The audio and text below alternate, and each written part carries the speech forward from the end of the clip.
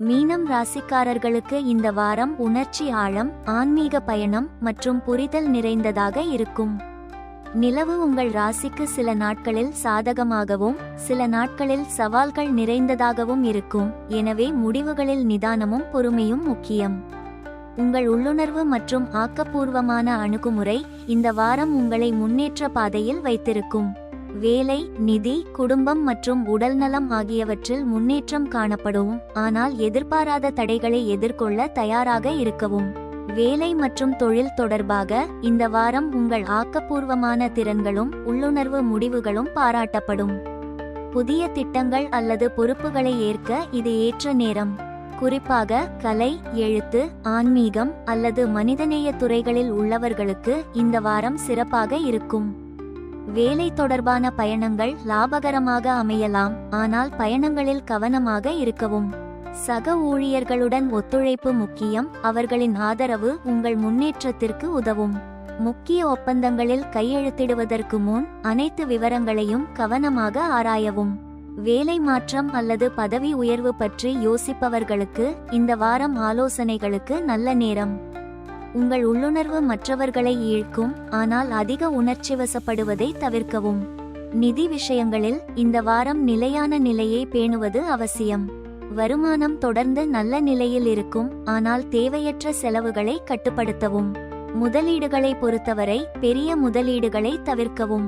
முதலீடு செய்ய வேண்டியிருந்தால் நன்கு ஆராய்ந்து நம்பகமான ஆலோசகர்களின் உதவியை பெறவும். கடன் வாங்குவது அல்லது கடன் கொடுப்பது போன்ற விஷயங்களில் எச்சரிக்கையாக இருக்கவும், ஏனெனில் திருப்பிச் செலுத்துவதில் சிக்கல்கள் வரலாம். சேமிப்பு திட்டங்களை மறு ஆய்வு செய்து எதிர்காலத்திற்காக சிறு தொகைகளை ஒதுக்குவது நல்ல பலனை தரும்.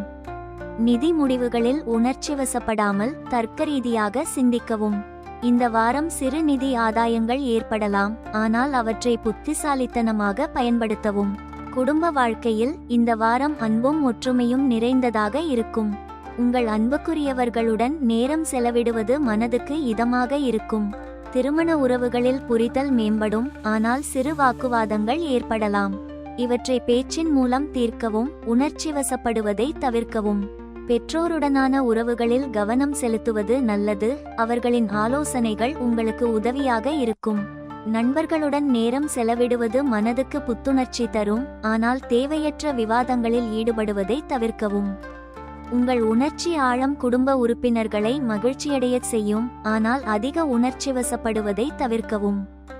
உடல் நலத்தில் இந்த வாரம் கவனமாக இருக்கவும். மன அழுத்தத்தை குறைக்க தியானம், யோகா அல்லது லேசான உடற்பயிற்சி செய்யவும். உணவு விஷயத்தில் கவனமாக இருக்கவும், குறிப்பாக வெளியில் உணவு உட்கொள்வதை குறைக்கவும். ஜீரண பிரச்சனைகள் அல்லது சிறு சோர்வு ஏற்படலாம், எனவே போதுமான ஓய்வு எடுக்கவும்.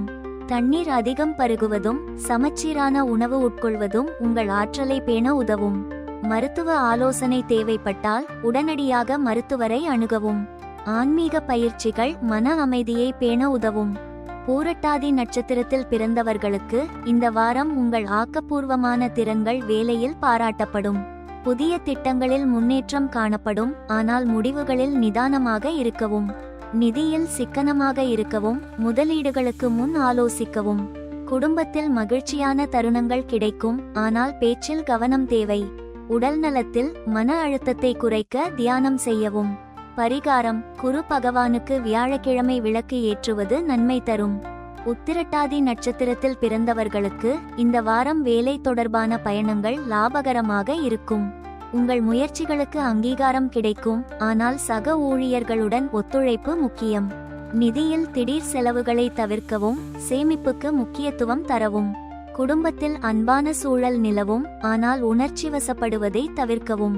உடல் நலத்தில் ஜீரண பிரச்சனைகளுக்கு கவனம் தேவை. சரிவிகித உணவு எடுக்கவும். பரிகாரம்: சிவபெருமானுக்கு திங்கட்கிழமை பால் அபிஷேகம் செய்வது நன்மை தரும். ரேவதி நட்சத்திரத்தில் பிறந்தவர்களுக்கு இந்த வாரம் உங்கள் திறமைகளை வெளிப்படுத்த நல்ல வாய்ப்புகள் கிடைக்கும். வேலையில் புதிய ஒப்பந்தங்கள் அல்லது திட்டங்கள் வெற்றிகரமாக அமையும். நிதி விஷயங்களில் திட்டமிடல் முக்கியம். தேவையற்ற முதலீடுகளை தவிர்க்கவும். குடும்பத்தில் சிறு வாக்குவாதங்கள் ஏற்படலாம், பொறுமையுடன் கையாளவும். உடல் நலத்தில் சோர்வு தவிர்க்க போதுமான ஓய்வு எடுக்கவும். பரிகாரம்: விஷ்ணு பகவானுக்கு துளசி மாலை அர்ப்பணிப்பது நன்மை தரும்.